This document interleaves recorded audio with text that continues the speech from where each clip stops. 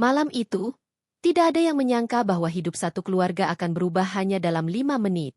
Di sebuah rumah sederhana, seorang ayah tiba-tiba terjatuh, napasnya terhenti, dan seluruh dunia seakan ikut membeku. Teriakan, tangis, dan kepanikan memenuhi ruangan. Sementara waktu terus berjalan tanpa belas kasihan. Hingga, di tengah kekacauan itu, seorang pria tak dikenal muncul di depan pintu. Dengan napas terengah-engah dan tatapan penuh tekad, ia hanya berkata, "Beri aku waktu 5 menit, aku akan menyelamatkan nyawa ayahmu." Dan detik itu juga, takdir mulai berubah. Malam itu seharusnya menjadi malam yang damai seperti biasanya. Angin bertiup lembut melewati celah jendela ruang tamu, membawa aroma hujan yang baru saja turun. Ibu sedang membersihkan meja makan, adikku Rara menonton kartun sambil tertawa kecil. Sementara aku duduk mengerjakan tugas di laptop. Ayah duduk di sofa sambil membaca koran usang dengan kacamatanya yang sedikit miring. Sesekali tersenyum kecil setiap kali membaca berita lucu di kolom hiburan. Tidak ada yang mengisyaratkan bahwa dalam hitungan menit, hidup kami akan berubah selamanya. "Sayang, malam ini teh hangat atau kopi?" tanya ibu sambil membawa 2 gelas kosong. Ayah tersenyum. "Teh aja. Badan agak capek hari ini." Aku sempat melihat tangannya memijat dada, tetapi aku pikir itu hanya pegal biasa setelah seharian bekerja. Tidak ada seorang pun di rumah menyadari bahwa tanda itu adalah isyarat awal dari sesuatu yang jauh lebih berbahaya. Semua berjalan normal sampai ayah hendak berdiri dari sofa. Tiba-tiba tubuhnya goyah seperti kehilangan keseimbangan. Gelas di meja jatuh dan pecah, memecah keheningan malam itu. "Yah?" panggil ibu dengan nada khawatir. Ayah tidak menjawab. Dalam sekejap, tubuhnya jatuh keras ke lantai. Braaak, disertai napas terengah-engah seperti seseorang yang sedang berusaha keras bertahan hidup. "Astaga Aa! Ayah!" teriakku sambil berlari menghampirinya. Aku mengguncang tubuhnya. Namun responsnya lambat, matanya mulai setengah tertutup. Bibirnya berubah kebiruan, kulitnya pucat mendadak seperti seluruh darah tersedot dari tubuhnya. Ibu menjerit histeris, "Tolong! Ada apa ini? Ya Allah!" Rara berlari kecil mendekat dengan wajah ketakutan, memeluk bantal sambil menangis. Suasana yang tadi hangat berubah menjadi kekacauan dalam beberapa detik. Tanganku gemetar saat mengambil ponsel dan menekan nomor darurat. Operator menjawab cepat, tetapi jawabannya membuatku ingin menghancurkan ponsel saat itu juga. Unit ambulans terdekat sedang di lapangan. Perkiraan tiba 15-20 menit. Duh, dunia rasanya runtuh. Tidak mungkin. Ayah saya tidak bisa menunggu selama itu. Aku nyaris berteriak. "Lakukan posisi miring aman dan pastikan jalan napas terbuka." "Kami berusaha secepat mungkin," jawabnya tenang, tetapi itu justru membuatku semakin panik. Ayah tidak bergerak. Dadanya naik turun dengan berat, seolah setiap tarikan napas adalah perjuangan hidup mati. Aku mencoba menepuk pipinya, mengusap wajahnya, memegang tangannya yang sudah sangat dingin. "Yah, tolong buka mata," bisikku dengan suara pecah. Ibu berlutut sambil mengguncang bahunya. "Bang, Bang, jangan tinggalin kami, Bang." Aku tahu, kami sedang kehabisan waktu. Saat itu, entah keberuntungan atau takdir, suara motor mendadak terdengar berhenti tepat di depan rumah. Braaap. Suara rem itu membuat kami semua menoleh. 5 detik kemudian, duk, duk, duk, seseorang mengetuk pintu dengan keras, seperti sedang terburu-buru. Dalam keadaan kacau dan bingung, aku berlari membuka pintu. Di ambang pintu berdiri seorang pemuda yang belum pernah kulihat sebelumnya. Wajahnya penuh keringat, napasnya cepat seperti baru saja berlari maraton. Rambutnya berantakan, jaket lusuhnya basah oleh rintik hujan, dan tatapannya, tajam, fokus, seolah membaca situasi hanya dengan sekali pandang. "Di dalam, ada orang yang sedang kritis?" tanyanya tanpa basa-basi. Aku terpaku. "Kakak kamu tahu?" Ia tidak menjawab. Tanpa meminta izin, ia melangkah masuk dan langsung melihat ke arah ayah yang terbaring tak berdaya. "Bawa saya ke dia," katanya cepat. Aku dan ibu saling menatap. Orang asing ini, siapa dia? Kenapa dia tahu? Tapi kami tidak punya pilihan. Waktu terlalu berharga untuk curiga. Aku membawanya ke ruang tamu. Pemuda itu langsung berlutut di samping ayah, memeriksa nadinya, melihat pupil matanya, menekan dadanya, dan menyentuh bibir ayah yang sudah hampir membiru. Ini henti jantung mendadak, katanya dingin. Kalau terlambat sedikit saja, dia tidak akan kembali. Ibu menutup mulut sambil menangis. Ya Allah! Pemuda itu menatapku tepat di mata. Sangat tegas, sangat meyakinkan. Seperti seseorang yang tahu persis apa yang ia lakukan. Dengar aku baik-baik, katanya. Beri aku waktu 5 menit. Hanya 5 menit. Aku bisa selamatkan ayahmu.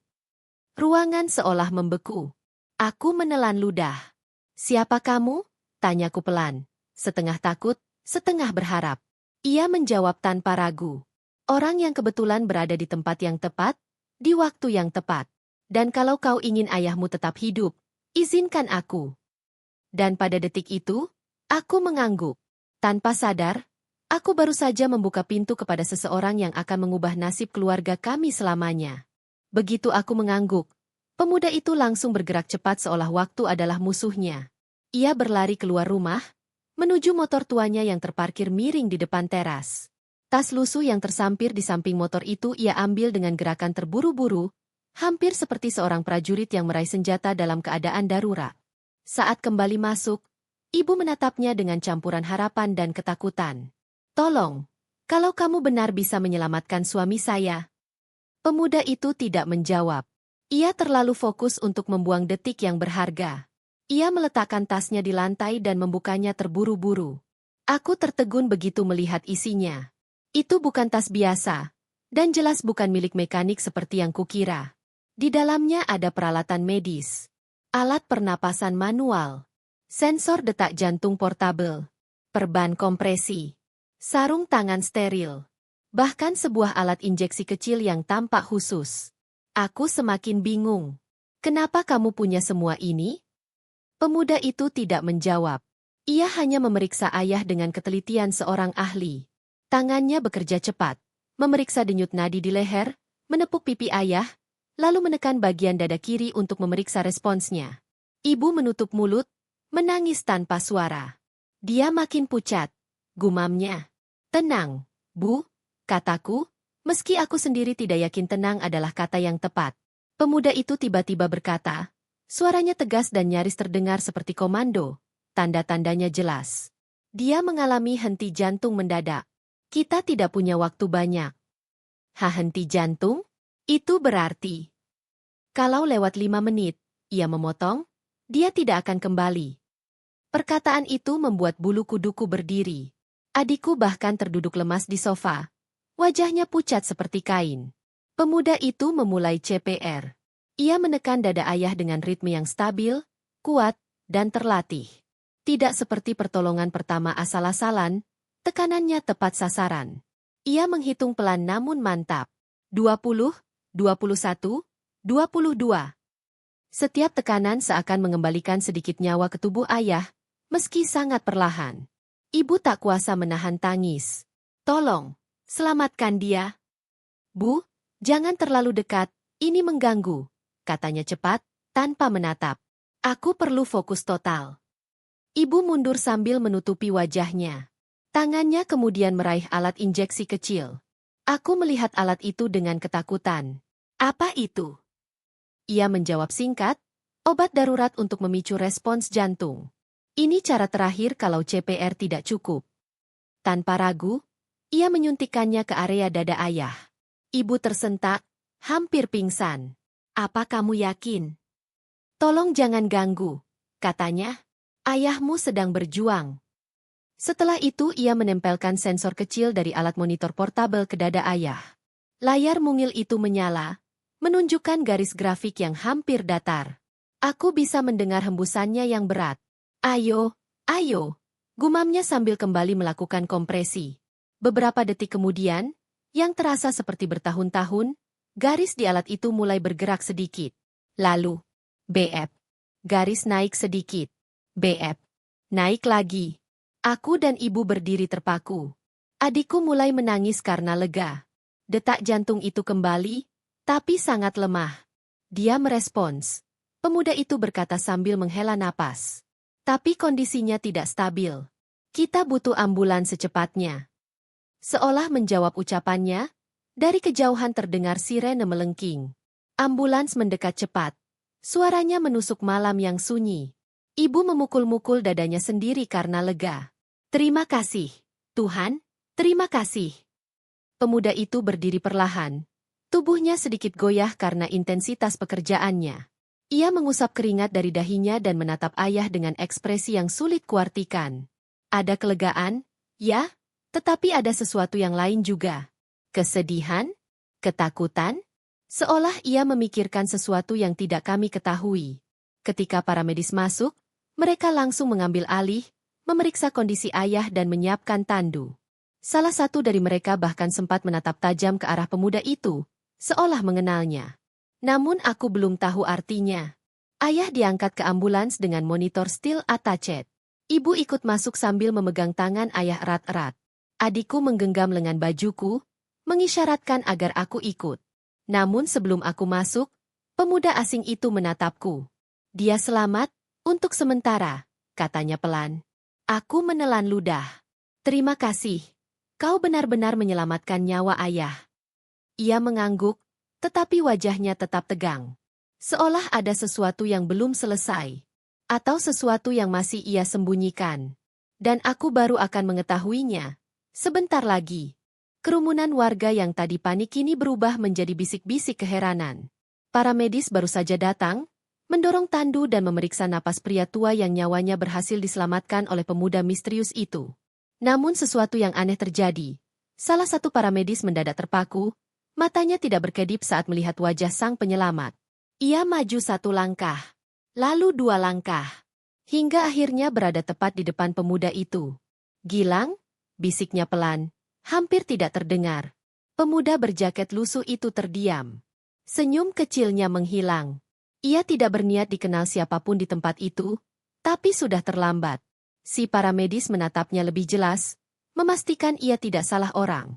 Astaga, ini benar kamu, Gilang, kan? Semua kepala menoleh. Termasuk tokoh utama yang sejak tadi tidak bisa mengalihkan pandangan dari pemuda yang baru saja melakukan pertolongan sekelas tenaga medis profesional. Pemuda itu menghela napas berat. Iya, Mas, aku Gilang. Reaksi para medis itu membuat keadaan mendadak berubah. Teman-teman, panggilnya pada rekan-rekannya. Kalian tahu siapa dia? Ini Gilang Pratama. Beberapa yang pernah bekerja di rumah sakit langsung terperanjat. Yang dulu mahasiswa kedokteran? Yang kasusnya sempat heboh itu? Yang waktu itu. Sudah, potong Gilang cepat. Matanya menghindari tatapan siapapun. Aku cuma bantu karena kebetulan lewat. Namun para medis itu tidak berhenti. Ia menoleh ke tokoh utama dan warga lain yang penasaran. Dia ini dulu mahasiswa kedokteran terbaik di angkatannya. Jelasnya. Bahkan sering jadi rujukan saat mahasiswa lain gak bisa menangani kasus-kasus darurat. Suara orang-orang mulai terdengar. Makanya tekniknya tadi beda banget. Pantesan berani ambil tindakan cepat. Selevel dokter beneran. Tapi para medis itu melanjutkan dengan nada yang lebih pelan, lebih berat. Tapi, dia dipecat dari program pendidikannya. Gilang terdiam, rahangnya mengeras. Ia membenci bagian ini. Bagian yang selalu menghantuinya. Dipecat? Tanya seseorang. Kenapa? Kok bisa? Para medis itu meneguk ludah sebelum menjawab. Karena metodenya dianggap terlalu berisiko. Padahal, banyak pasien yang justru selamat berkat keberaniannya.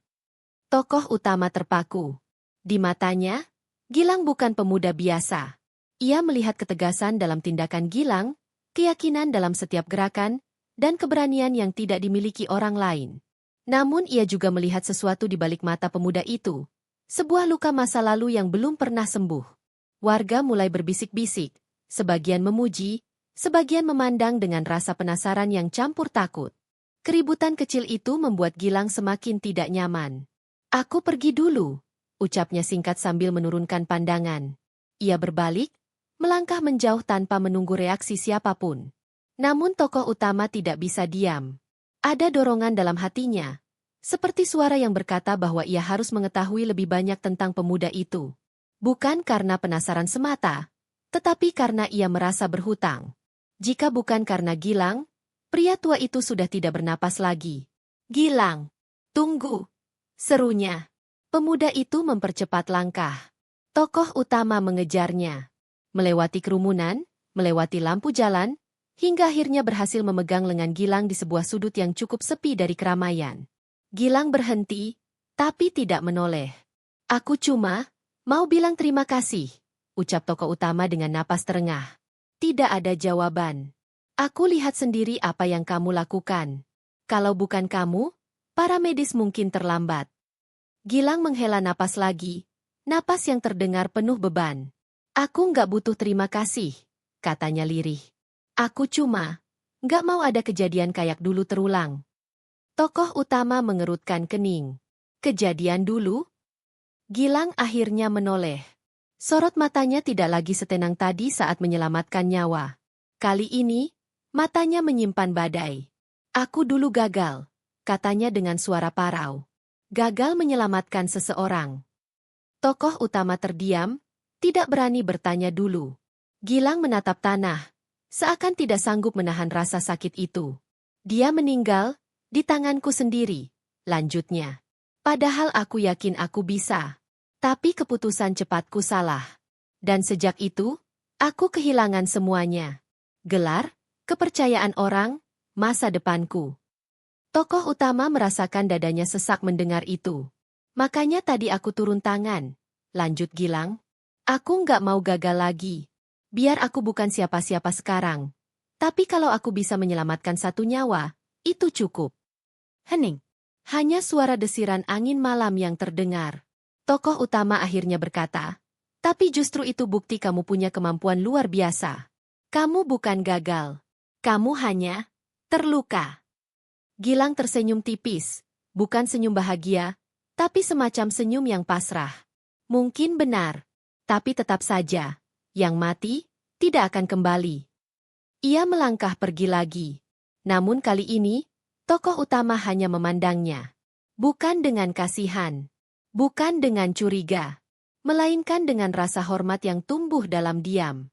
Dan di malam itu, satu kenyataan besar mulai muncul. Pemuda lusuh bernama Gilang bukan sekadar penyelamat. Ia adalah seseorang yang pernah hancur, dan kini hidup hanya untuk menebus masa lalunya yang gelap. Ruang IGD malam itu penuh dengan suara monitor, langkah kaki perawat yang tergesa, dan deru alat medis yang terus bekerja. Ayah kami dibaringkan di salah satu ranjang darurat. Wajahnya pucat pasi, napasnya naik turun tidak beraturan, seolah masih berjuang di antara batas hidup dan mati. Kami berdiri di sisi ranjang tanpa bisa berbuat apapun kecuali menggenggam tangan beliau yang semakin dingin. Keadaannya stabil sementara, ujar dokter jaga, seorang pria berjas putih dengan wajah lelah. Tapi ini hanya kondisi darurat, tidak akan bertahan lama. Ibu langsung panik. Maksud dokter apa? Tolong selamatkan suami saya. Dia baru saja pingsan di rumah, tolong lakukan apa saja. Dokter menghela napas panjang, lalu menatap kami dengan sorot mata yang tampak ragu. Ada pendarahan internal yang harus segera ditangani. Pasien butuh tindakan operasi. Tapi, tokoh utama spontan maju. Tapi apa? Alat yang kami butuhkan untuk prosedur ini sedang dalam perbaikan. Perbaikan? Sekarang? Bagaimana bisa? Dokter itu mengangkat kedua tangannya, mencoba menenangkan. Kami sudah berusaha menghubungi rumah sakit pusat dan dokter spesialis, tapi mereka masih di perjalanan. Kami mohon sedikit waktu. Sedikit waktu? Suara adik saya bergetar. Ayah bisa meninggal di depan kami kalau kalian terus menunggu. Suasana menjadi tegang. Perawat saling pandang, para medis yang tadi membantu pun tampak gelisah. Monitor jantung ayah sempat berbunyi lebih cepat, membuat semua orang mendadak terdiam. Ibu menutup wajahnya, menangis tanpa suara. Lalu, di tengah kekacauan itu, seseorang muncul di pintu IGD. Langkahnya pelan. Wajahnya teduh tapi penuh beban. Jaket lusuhnya masih sama seperti saat ia pergi. Tidak ada yang memanggilnya. Tidak ada yang menjemputnya. Tapi ia datang, seakan hatinya tahu seseorang sedang membutuhkan kehadirannya. Gil. Para medis yang mengenalnya langsung memandang kaget. Kamu balik lagi. Namun Gilang tidak menjawab siapapun. Pandangannya langsung tertuju pada ayah kami. Ia memeriksa monitor hanya dalam 1 detik, lalu memeriksa kondisi ayah dengan gerakan cepat, terlalu cepat untuk seseorang yang bukan dokter resmi. Akhirnya ia menatap dokter jaga. Saya tahu apa yang sedang terjadi, ujar Gilang. Dokter itu mendengus pelan. Ini bukan urusanmu, Gilang. Tapi kalau kalian menunggu alat itu diperbaiki, pasien ini tidak punya waktu, balasnya tegas. Jantungnya akan berhenti dalam 10 menit. Ucapan itu membuat kami semua membeku. Dokter mengerutkan kening. Kamu tidak punya hak mengatakan itu. Dan kamu tidak punya waktu untuk ego itu, jawab Gilang tanpa gentar. Ketegangan meningkat. Para perawat saling memandang. Mereka tahu, apa yang Gilang katakan ada benarnya. Denyut ayah makin melemah. Monitor menunjukkan grafik yang memprihatinkan. Tokoh utama mendekat. Gilang, kamu tahu apa yang harus dilakukan? Gilang mengangguk pelan. Sorot matanya tajam. Ada prosedur darurat yang bisa dilakukan tanpa alat yang kalian tunggu. Tapi, risikonya besar. Sangat besar. Ibu yang sedari tadi menangis kini mendekat, memegang lengan Gilang dengan air mata yang mengalir deras. Asal suami saya bisa selamat, apapun risikonya, tolong lakukan. Bu, dokter langsung memotong. Dia bukan dokter resmi. Ini berbahaya. Kalau terjadi apa-apa, rumah sakit tidak bisa bertanggung jawab. Gilang menatap dokter itu lurus-lurus. Kalian tidak melakukan apa-apa. Kalian hanya menunggu.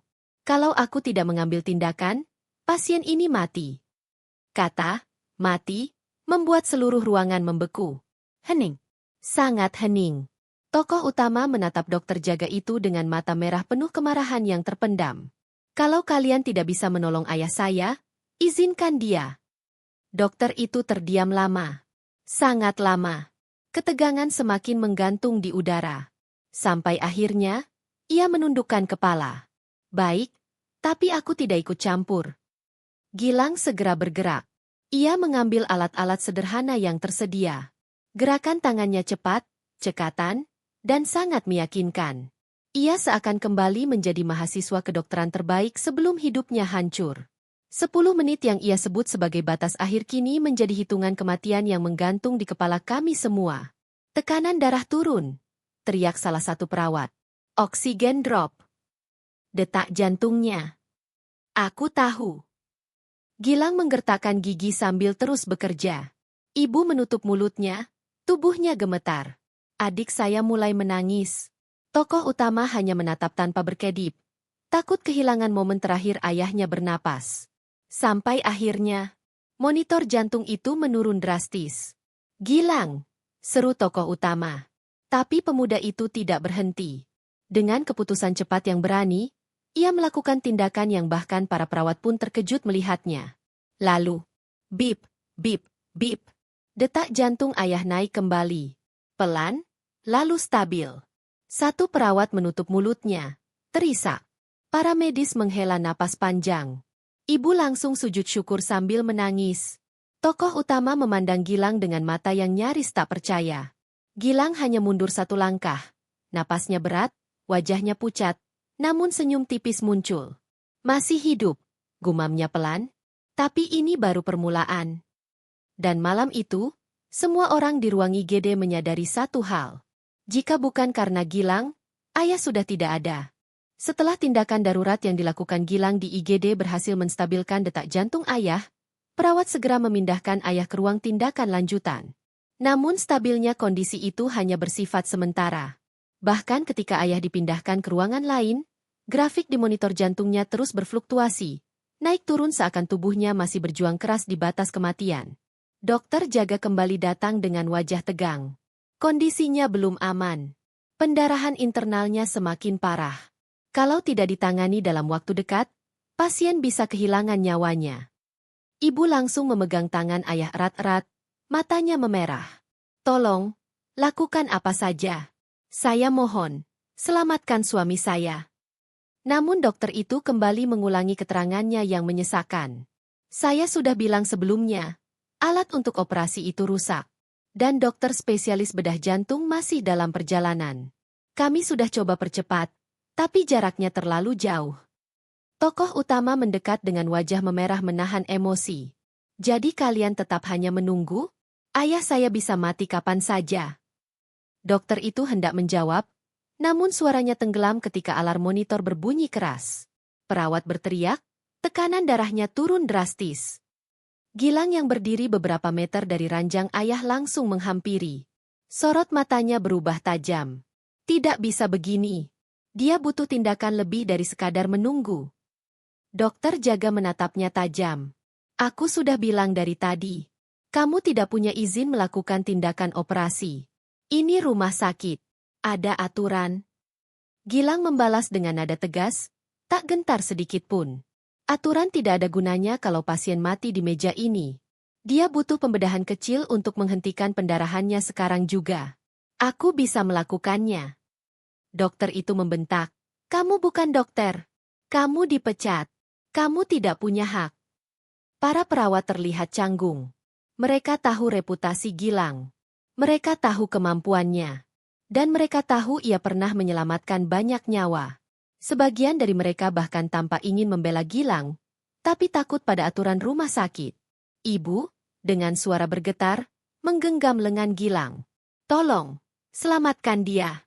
Kalau kamu bilang kamu bisa, tolong lakukan. Gilang menatap ibu dengan mata yang mulai berkaca-kaca. Ia tidak menjawab segera. Hanya berdiri diam sejenak, menarik napas panjang, seakan mencoba mengumpulkan keberanian untuk melanggar aturan yang telah menghancurkan hidupnya sekali lagi. Dokter tetap menolak.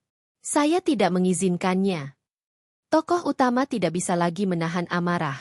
Ia maju satu langkah, menatap dokter itu dengan tatapan tajam.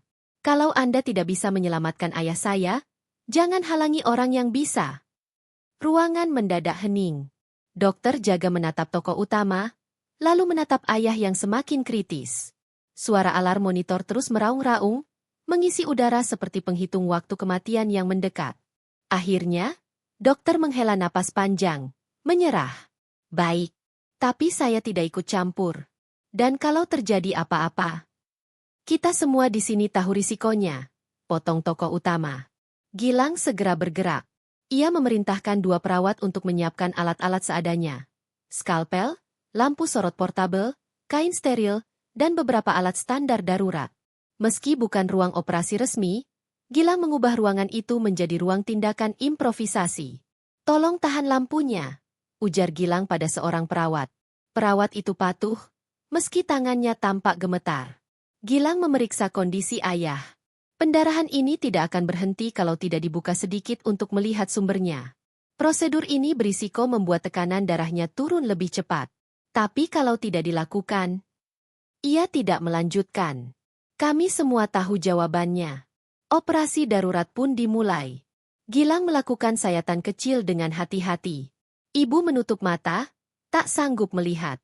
Tokoh utama berdiri tepat di belakang Gilang, menyaksikan semuanya dengan dada berdebar. Tangan Gilang bergerak cepat, cekatan, dan sangat terlatih.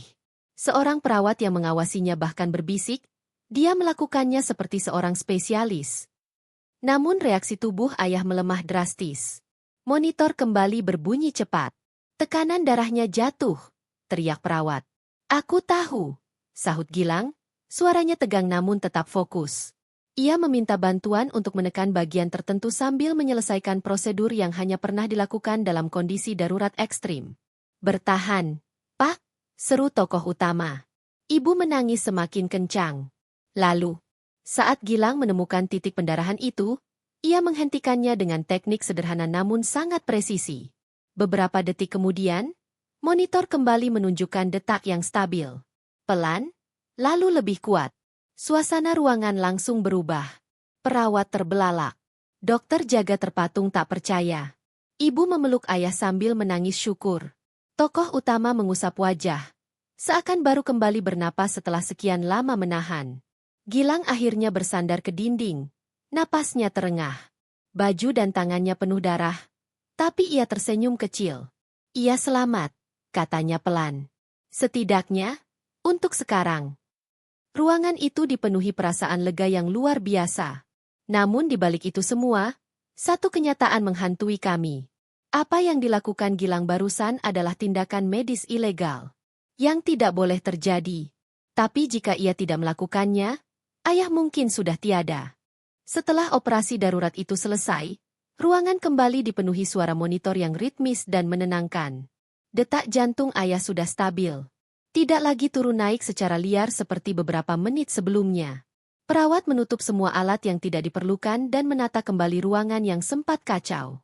Perlahan, ketegangan mereda, digantikan rasa lega yang amat besar. Ibu terus menggenggam tangan ayah, menangis pelan, tangis syukur bercampur ketakutan yang masih tersisa. Adik saya duduk di pojok ruangan, kelelahan setelah menangis terlalu lama. Sementara itu, Gilang berdiri tak jauh dari ranjang, wajahnya pucat, tubuhnya sedikit goyah setelah mengerahkan seluruh tenaga dan konsentrasi untuk operasi terlarang itu. Tokoh utama menghampirinya. Gilang, kalau bukan karena kamu, ayah mungkin. Jangan lanjutkan. Potong Gilang dengan suara pelan. Aku tidak melakukan ini untuk dipuji. Aku hanya tidak ingin melihat keluarga lain kehilangan seseorang seperti aku dulu. Kalimat itu membuat tokoh utama terdiam. Untuk pertama kalinya sejak datang malam itu, Gilang tampak hancur. Bukan secara fisik, meski ia sangat kelelahan, melainkan secara batin. Ada sesuatu di dalam dirinya yang belum ia lepaskan. Namun sebelum tokoh utama sempat mengajukan pertanyaan, pintu ruang tindakan terbuka. Dua petugas keamanan rumah sakit masuk dengan wajah serius.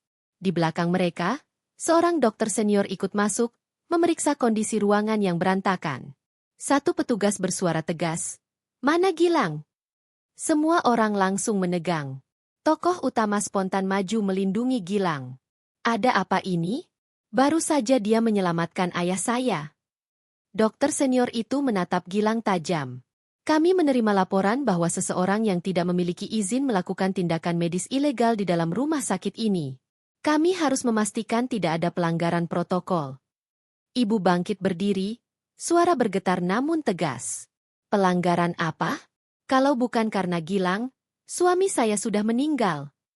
Tokoh utama menambahkan, dokter jaga bahkan tidak melakukan apa-apa.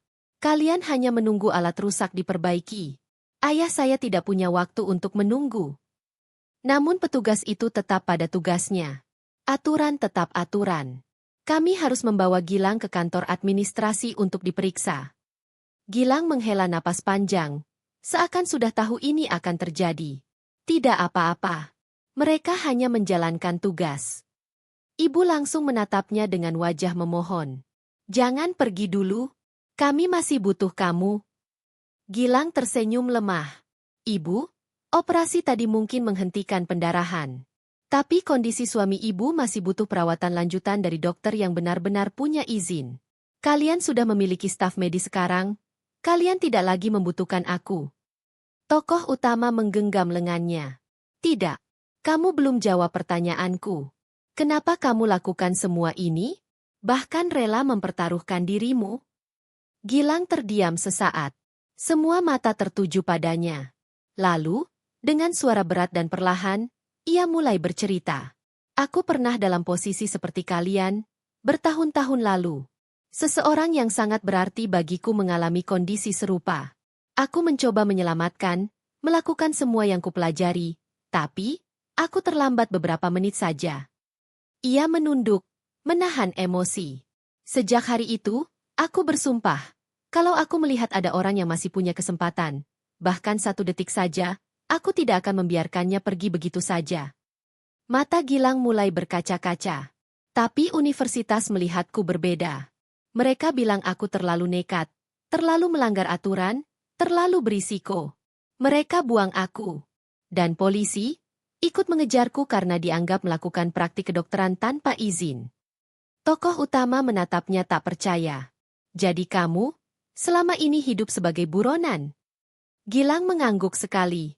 Sejak hari itu, hidupku tidak lagi milikku. Tapi kalau aku bisa menyelamatkan 1 orang lagi, itu sudah cukup. Ibu langsung memeluk Gilang. Nak, apapun masalahmu, kamu tetap penyelamat keluarga kami.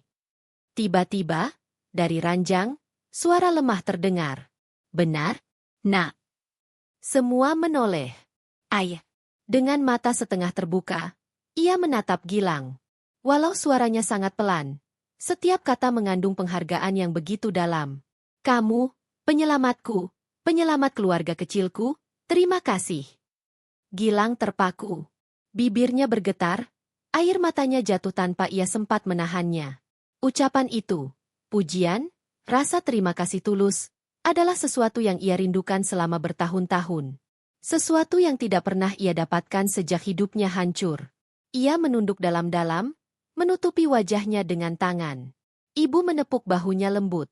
Dengar itu, Nak, kamu berarti. Kamu sangat berarti. Petugas keamanan yang tadi bersikap tegas kini tampak terdiam, wajah mereka melunak sedikit, meski tugas tetap tugas. Gilang menarik napas panjang dan menatap tokoh utama. Aku harus pergi. Kalau aku tetap di sini, kalian bisa ikut terseret masalah. Aku tidak mau itu terjadi. Tokoh utama berusaha menahannya. Tapi kamu baru saja menyelamatkan nyawa ayah. Kamu tidak bersalah. Gilang tersenyum. Kali ini, senyum tulus yang penuh beban, namun juga penuh ketegaran. Kadang, menjadi pahlawan berarti menerima bahwa dunia tidak selalu memihak pada kita. Ia menatap ayah terakhir kali. Kamu harus sembuh, Pak. Kamu sudah menang melawan maut malam ini. Lalu, tanpa menunggu jawaban, Gilang berjalan keluar diiringi petugas. Setiap langkahnya terdengar seperti pukulan di dada kami. Menyakitkan. Dan penuh luka yang tidak kami tahu bagaimana menyembuhkannya. Kami menatap kepergiannya, menyadari bahwa pengorbanannya jauh lebih besar daripada yang kami bayangkan. Ruang Icu malam itu terasa seperti dunia kecil yang terpisah dari segala hiruk-pikuk rumah sakit. Lampu-lampu redup memantulkan cahaya temaram ke lantai mengilap, menciptakan bayangan tenang namun penuh ketegangan. Mesin monitor berdetik perlahan, mengeluarkan bunyi stabil yang rasanya seperti detak harapan. Setelah sekian lama berjuang di ambang hidup dan mati, ayah Rani akhirnya stabil. Perawat datang dan pergi dengan langkah ringan, menjaga ruangan tetap sunyi demi pasien yang baru saja melewati badai besar. Namun justru di balik ketenangan itu, hati Rani bergejolak hebat. Ia berdiri di luar ruang Icu sambil menggenggam ponselnya erat-erat. Pesan suara Gilang tadi masih terngiang di kupingnya. Ayahmu butuh lebih dari pertolongan medis. Dia butuh harapan. Kau harus selalu ada di sisinya. Kata-kata itu sederhana. Tapi cara Gilang mengucapkannya, tenang, yakin, dan tulus, membuat dada Rani terasa sesak. Ia sudah berkali-kali mengulang pesan itu, seakan mencari alasan mengapa dirinya merasakan sesuatu yang tak pernah ia bayangkan sebelumnya. Saat pintu Icu akhirnya dibuka oleh dokter jaga, Rani langsung menghampiri. Bagaimana kondisi ayah saya, Dok? Dokter itu tersenyum kecil. Tekanannya stabil. Kami masih harus observasi beberapa jam, tapi, untuk sekarang, beliau aman. Wajah Rani akhirnya luluh. Air matanya jatuh tanpa bisa ia tahan. Bukan hanya karena ayahnya selamat, tapi karena ia tahu siapa orang pertama yang harus ia beri kabar. Ia mencoba menelepon Gilang, tapi nomor itu sudah tidak aktif. Chatnya centang 1. Gilang menghilang begitu saja setelah kejadian tadi. Gilang, kamu sebenarnya siapa? Dan kenapa kamu begitu ingin pergi? Gumamnya pelan. Beberapa jam setelahnya, Rani duduk sendirian di kursi panjang depan Icu. Kantuk mulai menyerang, tapi pikirannya terus berputar tentang satu hal. Ia tidak bisa membiarkan Gilang pergi tanpa ucapan terima kasih. Lebih dari itu, ia tidak bisa mengabaikan apa yang ia rasakan. Perasaan yang muncul begitu cepat namun terasa nyata, kuat, dan tidak bisa ia sangkal. Di tengah lamunan itu, langkah seseorang mendekat. Rani. Ia menoleh cepat. Di sana, berdiri seorang pria berseragam paramedis, salah satu yang tadi menangani ayahnya. Kami sudah selesai mengisi laporan, katanya ramah. Dan, aku hanya ingin memberitahumu sesuatu. Tentang Gilang. Rani langsung berdiri. Tentang dia? Tolong katakan apapun yang kamu tahu. Paramedis itu mengangguk kecil.